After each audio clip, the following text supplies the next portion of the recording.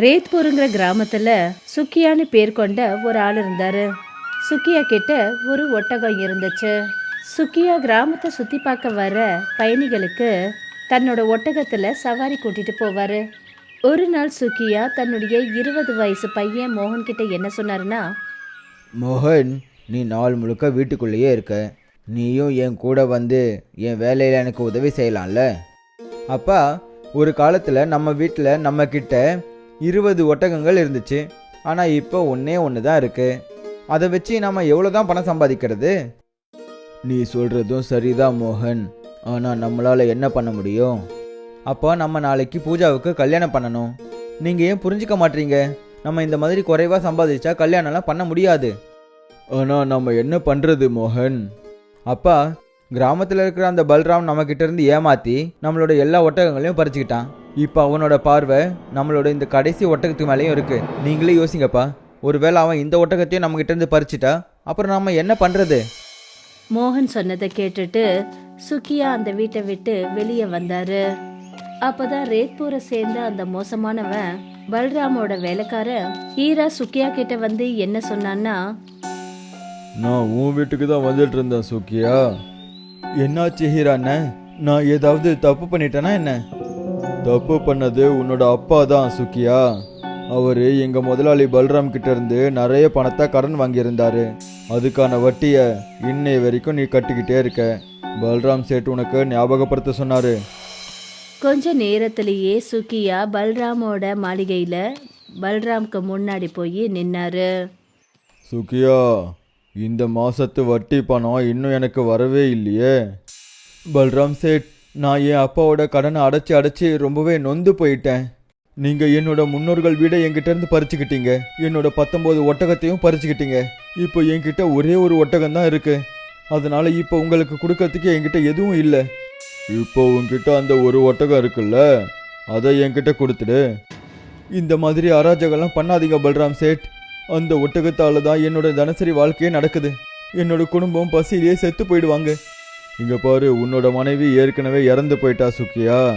அப்புறம் உன் பையனுக்கும் இப்போ 20 வயசாயிடுச்சு. நீ எதுக்காக அவனை ஒரு வேலைக்கு அனுப்பவே மாட்டேங்கிற? பல்ராம் சேட், நீங்க எனக்கு கொடுத்த அராஜகம் எல்லாத்தையும் நான் எவ்வளவோ பொறுத்துக்கிட்டேன்.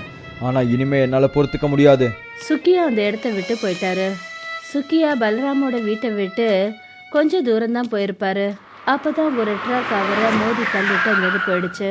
சுக்கியா அந்த இடத்துலயே இறந்து போயிட்டாரு. சுக்கியாவோட பையன் மோகன் தன்னோட அப்பாவுக்கு இறுதி சடங்குகளை முடிச்சான். அப்புறம் வீட்டுக்கு திரும்பி வந்து தேம்பி தேம்பி அழ ஆரம்பிச்சான். அழாதீங்க அண்ணா, நீங்களே இப்படி தளர்ந்து போயிட்டீங்கன்னா அதுக்கப்புறம் என்ன யாரு கவனிச்சுப்பாங்க? அப்பாவுக்கு அப்புறமா எனக்கு துணையே நீங்க தான் அண்ணன். தான் தங்க சொன்னதை கேட்டுட்டு மோகன் அமைதியாயிட்டான். மறுநாள் மோகன் தூங்கி எழுந்தான்தான். அப்போதான் பலராம் சில ரவுடிகளை கூட்டிக்கிட்டு அங்க வந்தான். உன்னோட வீடை காலி பண்ணு மோகன். அப்புறம் மரியாதையா உன் ஒட்டகத்தை என்கிட்ட கொடுத்துரு. உன்னோட அந்த ஒட்டகம் என்னோட வட்டிக்கான கடைசி பொருளாகவும், அப்புறம் உன்னோட இந்த வீடு உன்னோட அந்த முன்னோர்கள் வாங்கின கடனுக்கான அசலா நான் எடுத்துக்கிறேன். நான் அந்த அளவுக்கு உன் தாத்தாவுக்கு பணம் கடன் கொடுத்தேன். நான் உன்னை பார்த்து பயப்படவே மாட்டேன் பல்ராம். நீ இந்த கிராமத்தில் இருக்கிற அப்பாவி மக்களோட ஏழை மக்களோட பணத்தை எவ்வளவோ எடுத்துக்கிட்ட. அதுவும் பொய் சொல்லி பறிச்சுக்கிட்ட. அப்புறம் என்னோட தாத்தா இறந்து போனதுக்கு அப்புறமா நீ என் அப்பாவையும் ஏமாத்தி எல்லாத்தையும் எடுத்துக்கிட்ட. இங்க பாரு குழந்தை, நீ இன்னும் பால் குடிக்கிற வயசையே தாண்டல. நீ என்னைய மிரட்டுறியா? உன்னோட அப்பா அப்புறம் உன்னோட தாத்தாவால கூட என்ன மிரட்ட முடியல. ஆனா நீ முயற்சி பண்றியா? இப்படி சொல்லிட்டு பலராம் தன்னுடைய ரவுடிங்க கிட்ட சொன்னா, என்ன பார்த்துட்டு இருக்கீங்க? மோகனோட வீடை அபகரிங்க. அப்புறம் மோகனையும் அவனோட தங்கச்சியும் கழுத்தை பிடிச்சி வீட்டை விட்டு வெளியே துரத்துங்க. பலராமோட ரவுடிங்க எல்லாம் மோகன் அப்புறம் அவனுடைய தங்க பூஜாவை அவங்களோட வீட்ல இருந்து வெளியில தள்ளி விட்டாங்க. கொடுமைக்காரா பாவி, நீ எங்க கிட்ட இருந்து எல்லாத்தையுமே பறிச்சுக்கிட்ட. எங்க வீட்ல இருக்கிற எங்க அப்பாவோட ஞாபகார்த்தத்துக்கு வச்சிருக்கிற பொருட்களையாவது எங்களை எடுத்துட்டு போக விட. பூஜா இப்படித்தான் சொன்னா. பூஜாவோட கையில பலராம் பெயிண்டிங்க கொடுத்துட்டு என்ன சொன்னான்னா, உன்னோட அப்பாவுக்கு அவனோட ஒட்டகங்கள் ரொம்பவே பிடிக்கும். ஆனா என்னால உனக்கு அதெல்லாம் கொடுக்க முடியாது. ஆனா இந்த ஒட்டகத்தோட போட்டோவை நீ எடுத்துட்டு போகலாம். இந்த ஒட்டகத்தை பார்த்துக்கிட்டு உன் அப்பாவை ஞாபகப்படுத்தி பார்த்துக்கிட்டே இரு. பூஜா அந்த படத்தை வாங்கிக்கிட்டு தன்னோட அண்ணன் மோகன் கூட அழுதுகிட்டே அந்த இடத்த விட்டு போனா. அவங்க 2 பேரும் கிராமத்தோட எல்லைக்கு தான் போய் அடைஞ்சிருப்பாங்க. அப்பதான் அந்த கிராமத்து தலைவர் அவங்க 2 பேரையும் தடுத்து நிறுத்தினாரு. நீங்க 2 பேரும் எங்கேயும் போக வேண்டிய அவசியம் இல்லை. இன்னையிலிருந்து 2 பேரும் என்னோட வீட்டிலேயே தங்கிக்கலாம். இல்லை தலைவரே, உங்களோட இந்த உதவியை என்னால் ஏற்றுக்க முடியாது. உன்னோட அப்பாவும் உன்னோட தாத்தாவும் என்னோட அப்பாவுக்கு நிறைய உதவிகள் செஞ்சுருக்காங்க. அதனால வேண்டான்னு சொல்லாத. தலைவர் பூஜாவையும் மோகனையும் தன்னோட வீட்டுக்கு கூட்டிட்டு வந்துட்டாரு. ராத்திரி பூஜா தன்னோட அப்பாவை நினைச்சு அழுதுகிட்டு இருந்தா. அப்பதான் அவளோட காதுகள்ல ஒரு ஒட்டகத்தோட சத்தம் கேட்டுச்சு. இங்க அக்கம் பக்கத்துல எங்கேயுமே ஒட்டகம் கிடையாதே, அப்புறம் இந்த சத்தம் எப்படி? கொஞ்ச நேரத்துக்கு அப்புறம் அந்த ஒட்டகம் பேசுற சத்தம் அவளோட காதுல விடாம கேட்டுக்கிட்டே இருந்தது. பூஜா பார்த்தா அந்த குரல் அந்த போட்டோக்குள்ள இருந்து வந்துட்டு இருந்தது. பூஜா அந்த போட்டோவை பார்த்த உடனே அந்த வைர ஒட்டகம் போட்டோக்குள்ள ஒரு பாலைவனத்துக்குள்ள போயிடுச்சு. பூஜா தான் அண்ணன் மோகனை வெளியே கூட்டிட்டு வந்தா. என்னாச்சு பூஜா? அண்ணன், இங்க பாருங்க, இந்த போட்டோல வைர ஒட்டகம் போய்கிட்டு இருந்தது, அப்புறம் பேசவும் செஞ்சது. மோகன் அந்த போட்டோவை உத்து பார்க்க ஆரம்பிச்சான்.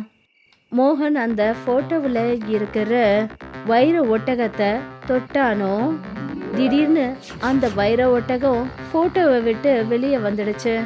இதை பார்த்துட்டு பூஜா அப்புறம் மோகனோட கண்கள் ஆச்சரியத்துல அப்படியே உறைஞ்சு போயிடுச்சு. என்ன பார்த்து ஆச்சரியப்பட வேண்டிய அவசியமே இல்லை. நான் ஒரு மாய வைர ஒட்டகம்.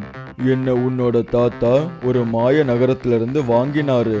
ஆனா சில காரணங்களால அவரு என்னை இந்த போட்டோவுக்குள்ள அடைச்சு வச்சுட்டாரு. அப்புறம் என்கிட்ட சொன்னாரு, எப்போ என்னோட பேரன் வந்து உன் மேல கைய வைக்கிறானோ அப்போ நான் வெளியே வந்துருவேன்னு சொன்னாரு. இந்த காட்சியை தலைவரும் பார்த்துக்கிட்டு இருந்தாரு. தலைவர் கிட்ட வந்து மோகன் கிட்ட என்ன சொன்னாருன்னா, மோகன், என்னோட அப்பா எப்பவுமே சொல்லிக்கிட்டு இருப்பாரு, அதாவது உன்னோட தாத்தா கிட்ட ஏதோ அற்புதமான சக்திகளும் இருந்துச்சான். ஆனா உன்னோட அப்பாவுக்கு இந்த விஷயத்துல சுத்தமா நம்பிக்கையே இல்லை. அப்பதான் அந்த வைர ஒட்டகம் தன்னோட வாயிலிருந்து ஒரு வைரத்தை போட்டுச்சு. இந்த வைரத்தை மார்க்கெட்ல கொண்டு போய் வித்துரு. நீ ஒரு சாதாரண மனுஷனுக்கு பேரன் கிடையாது. மறுநாள் மோகன் மார்க்கெட்டுக்கு போய் அந்த வைரத்தை வித்துட்டு வந்தான்.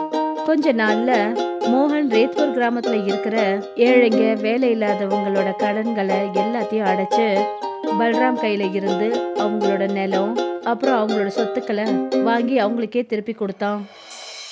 நம்ம ஊர்ல என்னதான் நடந்துகிட்டு இருக்கு? இந்த மோகன் கிட்ட இவ்வளோ பணம் திடீர்னு எங்க இருந்து வந்துச்சு?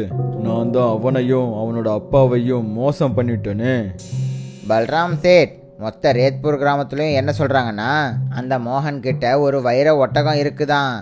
எப்போ அந்த வைர ஒட்டகம் மோகன் கிட்ட வந்துச்சோ அந்த வைர ஒட்டகம் அதோட வாயிலிருந்து வைரங்களை கொட்டுதுன்னு எல்லாரும் சொல்கிறாங்க. என்னாலையும் இதை சுத்தமாக நம்ப முடியல.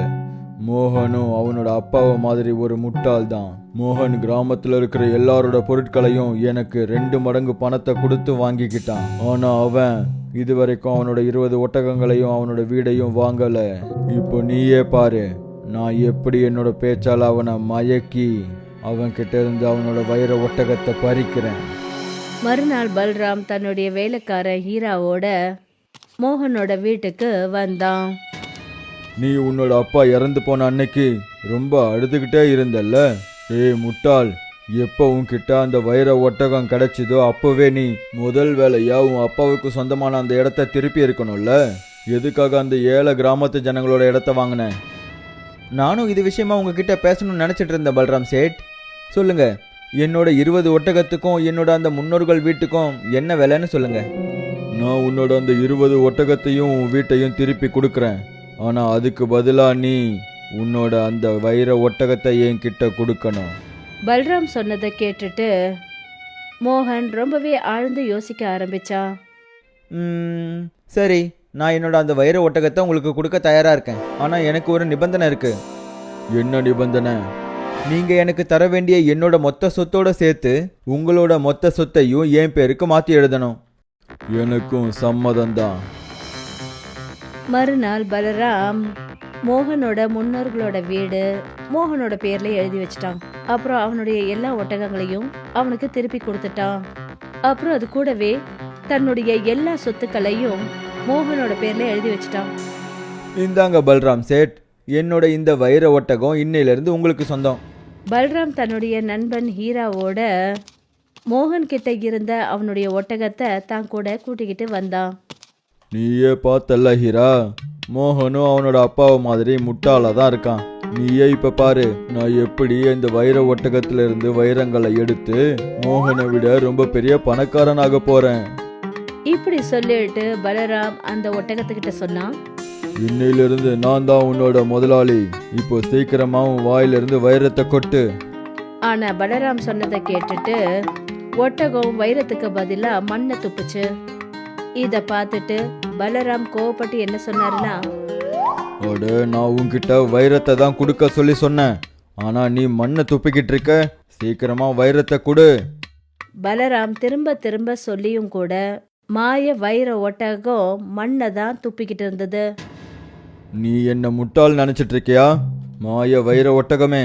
ஒருவேளை நீ வைரத்தை கொடுக்கலனா அப்புறம் என்ன ஆகும்? உன்னோட உடம்புல இருக்கிற அந்த வைரங்களை எடுத்து நான் என்னோட கஷ்டங்கள் எல்லாத்தையும் போக்கிக்குவேன். பலராம் அந்த வைர ஒட்டகத்துல இருக்கிற வைரங்களை எடுக்கிறதுக்காக அது மேல கைய வச்சப்ப அந்த வைர ஒட்டகம் காணாம போயிடுச்சு. வைர ஒட்டகம் காணாம போனதை பார்த்துட்டு பலராம் ரொம்பவே பயந்து போய் ஹீரா கிட்ட என்ன சொன்னான்னா, இது காணாம போயிடுச்சு. பல்ராம் சேட், எனக்கு என்ன தோணுதுன்னா மோகன் உங்களை முட்டாளாக்கிட்டான். அப்பதான் பலராம் அப்புறம் ஹீராவோட காதுகள்ல மோகனோட குரல் கேட்டுச்சு. இப்ப இவரு பல்ராம் சேட் கிடையாது, இவரு இப்போ பிச்சைக்காரன் ஆயிட்டாரு. இங்க என்ன நடக்குது மோகன்? அந்த வைர ஒட்டகம் எங்க போச்சு? அந்த வைர ஒட்டகம் எங்க போகணுமோ அது அங்கேயே போயிடுச்சு. இப்படி சொல்லிட்டு மோகன் அதே போட்டோவை பலராம் கிட்ட காட்டினான். அந்த போட்டோவில் அதே வைர ஒட்டகத்தோட படம் வரையப்பட்டிருந்தது. நீ உன்னோட எல்லா சொத்தையும் என்கிட்ட கொடுத்துட்டு எந்த மாய வைர ஒட்டகத்தை என்கிட்ட இருந்து வாங்கிட்டு போனியோ அந்த மாய வைர ஒட்டகத்தை என்னோட தாத்தா மாயா நகரத்துல இருந்து வாங்கிட்டு வந்தாரு. இந்த ஒட்டகம் எப்போ இந்த போட்டோல இருந்து வெளியே வந்துச்சோ அப்போவே இந்த ஒட்டகம் என்கிட்ட சொல்லிடுச்சு, என்னோட தாத்தா உன்கிட்ட எந்த ஒரு கடனையும் வாங்கலையாம். நீ என்னோட அப்பா கிட்ட பொய் சொல்லியிருக்க. அப்புறம் இந்த மாய ஒட்டகம் தான் என்கிட்ட உன்னை அழிக்கிறதுக்கான வழியையும் தெளிவா சொல்லி கொடுத்துச்சு. அப்புறம் உனக்கு ஒரு காமெடியை சொல்லவா? இந்த மாய வைர ஒட்டகம் என் கை பட்டா மட்டும்தான் இதுல இருந்து வெளியே வர முடியும். ஏன்னா இது என்னோட மாய வைர ஒட்டகம், உன்னோடது கிடையாது. இனிமே நீ உன்னோட மொத்த வாழ்க்கையையும் ஏழையா தான் வாழணும். ஏன்னா ஏழையா வாழ்றது எவ்வளவு கஷ்டம்னு நீயும் புரிஞ்சுக்கணும்ல. இத சொல்லிட்டு மோகன் அந்த இடத்த விட்டு போயிட்டான். பலராம் அப்புறம் ஹீரா 2 பேரும் ஒண்ணு இல்லாம நின்னாங்க.